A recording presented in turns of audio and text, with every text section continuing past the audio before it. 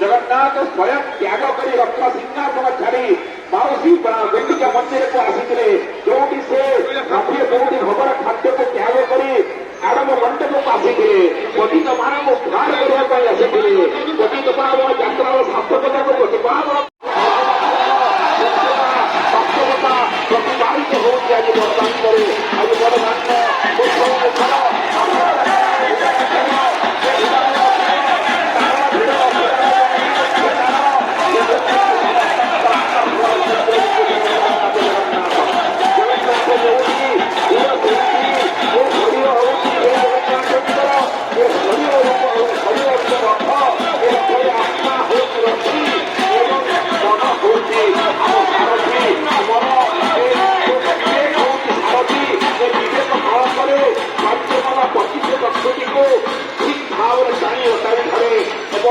शरीर रूपक रथ को आत्मा रूपक रथ को बसाई आगे बाहर जो रथयात्रा ये शिक्षा देती रथ व्यक्ति शृंखलित भाव में समस्त को नहीं समस्त को बसी ठीक बाटर आगे चलती शरीर रूपक रथ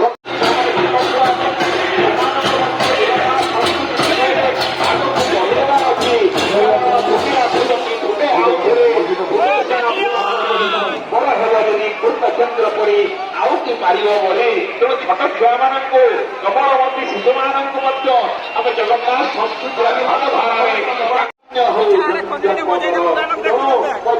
जाऊ जीवन धन्य हो जाऊ मन को मुझे निराकर करी मो हृदय को रत्न सिंहासन परिणत करी हे नाथ हे जगत नाथ विजय कर रत्न सिंहासन कौटी नाम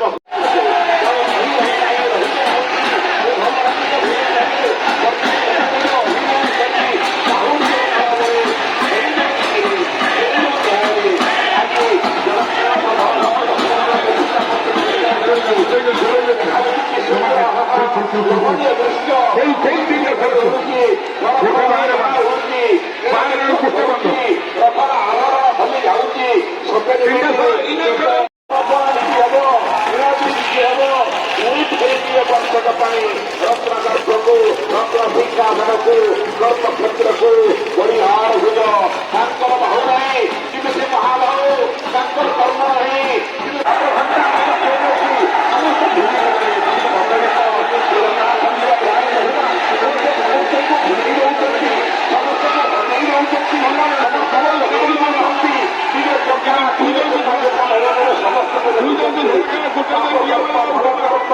मंद न्याय से विचार करें जहाँ भी करूँ जहाँ कहली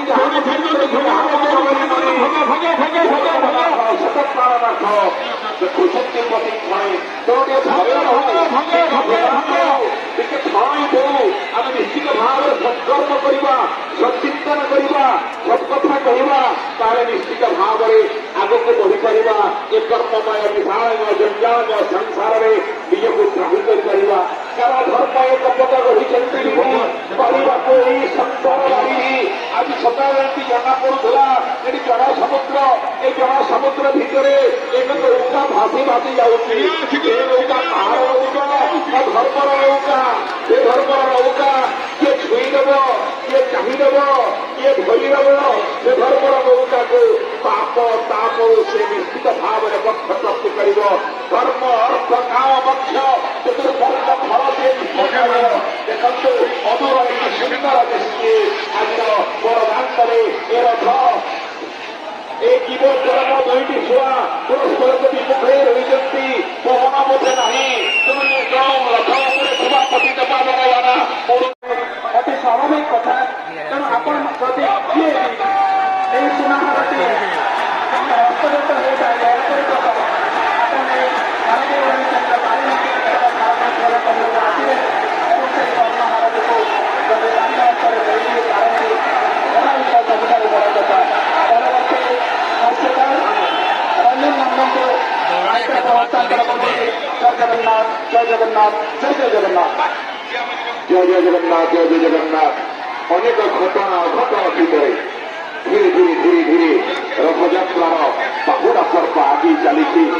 ଆକାଶ ନିଶ୍ଚିତ ଭାବରେ ନିର୍ମଳ, ଚାରିଆଡ଼େ ମନ୍ଦ ମନ୍ଦ ପବନ ବହୁଛି। ତାହାରି ଭିତରେ ଗତିରେ ରଥ ଆଗକୁ ବଢି ଚାଲିଛି। ତିନି ରଥ ଏବେ ମିଶ୍ରଣ, ଏ ହେଉଛି ନନ୍ଦିଘୋଷ, ଏ ହେଉଛି ତାଳଧ୍ୱଜ, ଏ ହେଉଛି ବାଷ୍ପବଳନ। ତିନି ରଥକୁ ଏକାଠି କରି ଏଇ ଯେଉଁ ରାୟରଙ୍ଗପୁର ଏ ଯେଉଁ ବଡ଼ଦାଣ୍ଡର ରଥ ସମସ୍ତଙ୍କର ମନକୁ କିଣି ନେଉଛି।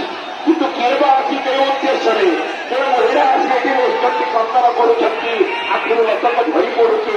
ତାଙ୍କର ଏକ ଦାମିକ ସୁନାହାର କୋଉଠି ଖସି ପଡିଗଲାଣି। ଏକ ଝିଅ ଅଛି ପାଣିରେ ଯୋଉ ବିଶାଳ ବାବୁ ଆଗ୍ରହ ହୁଏ ନାହିଁ। ଗରୁଡ଼ ସ୍ତମ୍ଭ ପଛରେ ଆରତି ଅର୍ଥାତ ଯୋଗ୍ୟ ଆସି ଭକ୍ତର ତପାଏ ଆଖି ଲୁହରେ ପ୍ରଭୁଙ୍କର ସମସ୍ତ ଶରୀର ସ୍ପନ୍ଦିତ ହୋଇ ଉଠେ। ପ୍ରଭୁ କଟାପଣେ ବକ୍ତାକୁ ସଚକ୍ଷୁରେ ସୌଦେଶରେ ସ୍ୱୟଂ ତା ପାଖକୁ ଆସନ୍ତି। କେତେବେଳେ ନଡ଼ିଆଟାକୁ ହାତରୁ ନେଇଯାଆନ୍ତି ତ କେତେବେଳେ ପାଣି ରଥରେ ଆବିର୍ଭୂତ ହୁଅନ୍ତି। ଧନ୍ୟ ତାଙ୍କର ମହିମା, ଧନ୍ୟ ତାଙ୍କର କାହାଣୀ। ହୁଏତ ଆମେ ଆକାଶର ତାରମାନଙ୍କୁ ଗଣି ଦେଇପାରିବା, ହୁଏତ ଆମେ ସମୁଦ୍ରର ଅସରନ୍ତି ଲହରୀକୁ ଗଣି ଦେଇପାରିବା, କିନ୍ତୁ କେବେ ନୁହେଁ ପ୍ରଭୁଙ୍କର ରହସ୍ୟ, ପ୍ରଭୁଙ୍କର ବୈଚିତ୍ର୍ୟକୁ ଆମେ ଭାଷାରେ ବାକ୍ୟରେ କହିପାରିବା। ଆଉ ଏକ ସୂଚନା ଅଛି, ଆପଣମାନଙ୍କୁ ବାରମ୍ବାର